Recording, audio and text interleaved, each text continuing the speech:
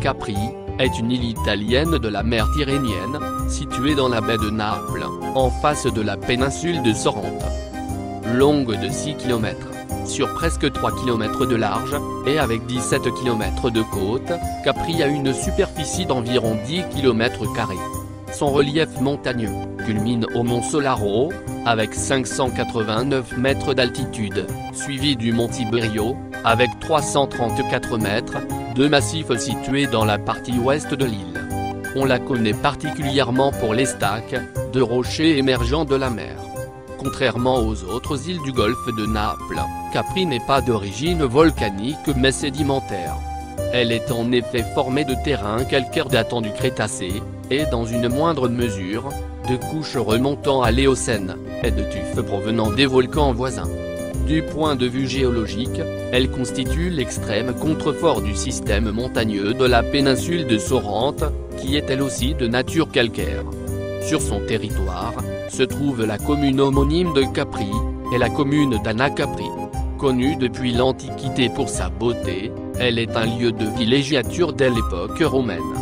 L'île possède de nombreux autres intérêts, comme la Marina Piccola, le belvédère de Tragara, la Grotte Bleue, localement nommée Grotta Azzurra, la Villa San Michele, la Villa Malaparte, ainsi que les ruines des villas impériales romaines. Selon Pline l'Ancien, l'étymologie du nom de Capri remonte aux anciens colons grecs. Il ne dérive donc pas du latin, capree pour chèvre, mais du grec ancien, capros pour sanglier. Ces colons seraient des Téléboènes, venus des îles Téléboïdes, proches de Leucade, à savoir Tafia et Oxiae. Le hameau des hauteurs de l'île s'appelle toujours Anacapri. La ville fut habitée à une époque très reculée. Les preuves d'une installation humaine très ancienne furent trouvées à l'époque romaine, selon Suétone, dans la vie des 12 Césars, lorsque furent creusées les fondations de la villa d'Auguste, des os de géants et des armes des héros furent mis au jour. L'empereur ordonna que ces objets soient exposés dans les jardins de sa résidence principale, le palais de la mer, et parce que le calcaire de l'île remonte au Crétacé, on peut penser qu'il s'agissait de fossiles de reptiles marins. Des fouilles, réalisées à l'époque moderne, ont montré qu'une présence humaine sur l'île peut être attestée au néolithique et à l'âge du bronze. Tacite écrit qu'il y avait 12 villas impériales à Capri. Les ruines de celle de Tragara pouvaient encore être vues au XIXe siècle. Tibère, le successeur d'Auguste, construisit aussi une série de villas à Capri, la plus connue étant la Villa Jovi. Depuis la petite église de la Madonna del Soccorso, qui s'élève désormais sur les ruines de l'antique demeure, la vue est à couper le souffle, El Valle Ischia, Procida, la baie de Naples, et la péninsule de Sorrente. Moyen-Âge et époque moderne. Lorsque le maréchal Murat succède à son beau-frère José Bonaparte sur le trône du royaume de Naples, le général Jean-Maximilien Lamarque est chargé le 18 décembre 1808 de prendre l'île de Capri. En effet, sa garnison anglaise aux ordres de son lord, le futur geôlier de l'empereur à Sainte-Hélène, narguait la présence française, le drapeau britannique étant visible des fenêtres même du palais royal.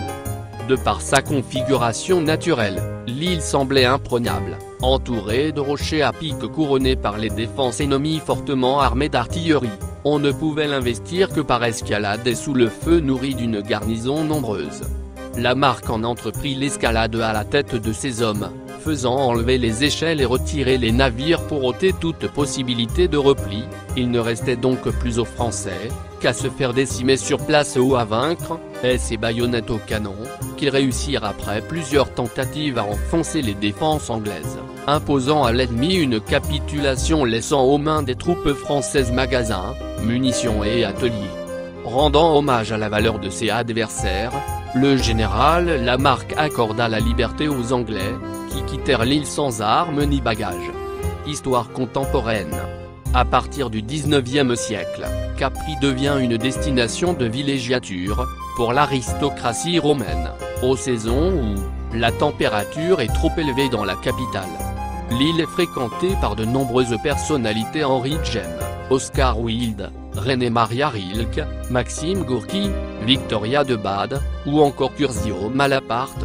des artistes allemands, des lesbiennes américaines, et des révolutionnaires russes, y élisent également un temps domicile.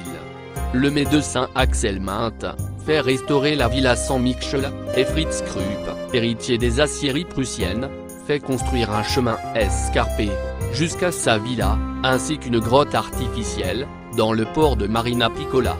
Capri connaît un regain de popularité, à la fin des années 1930, mais surtout dans les années 1950-1960, où elle devient une destination prisée de la jet-set, comme le prince Rainier et Grace Kelly, la duchesse de Windsor, Richard Burton et Elizabeth Taylor, Marisa Berenson, Penelope Tree, David Bailey, Valentino, Aristote Onassis et Jackie Kennedy, et bien d'autres.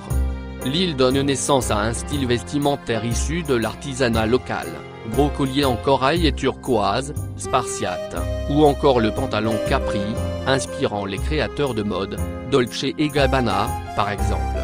Laurent Cotta, chargé de la création contemporaine au Palais Galliera, musée de la mode de la ville de Paris, note, en pleine 30 glorieuse, tout le monde défile ici.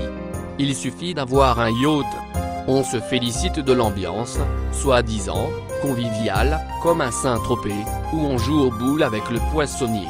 Une sorte de mixité sociale de vacances.